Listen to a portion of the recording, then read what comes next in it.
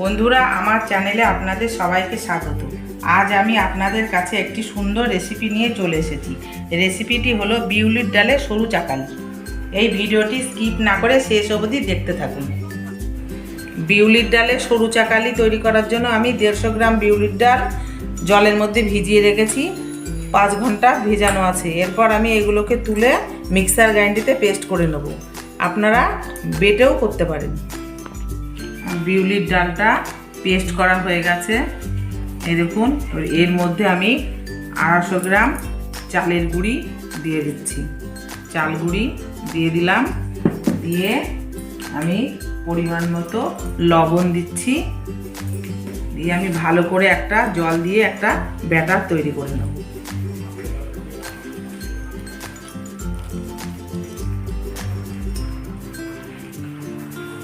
ব্যাটারটা ঘনও হবে না, পাতলাও হবে না। যেরকম পাটিসাপটার ব্যাটার হয় সেরকমভাবে করতে হবে। ব্যাটারটা আমার তৈরি করা হয়ে গেছে। এই দেখুন বন্ধুরা, এরকম পাতলাও না, ঘনও না, মিডিয়াম। এরপর আমি সরু সরু করে বানানো শুরু করব। ওভেন জ্বালিয়ে দিয়েছি, তাওয়া গরম হয়ে গেছে। এবার একটি সাদা তেল দিয়ে নিচ্ছি।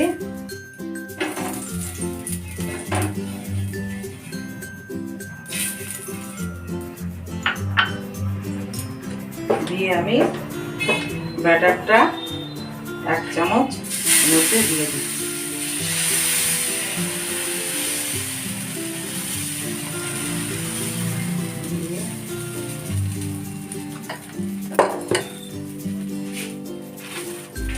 এটা দিয়ে আমি গোল করে নিচ্ছি।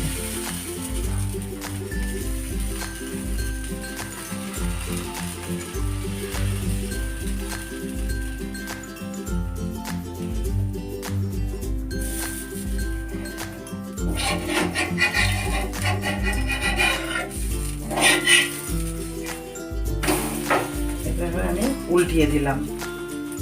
উল্টো পিঠটাও আমি সেঁকে নিতে হবে। নিয়ে আমার একটা হয়ে গেল। এবার আমি তুলে নিচ্ছি। তুলে আমি রেখে দিচ্ছি। এইভাবে আমি বাকিগুলো করে নেবো এক এক করে।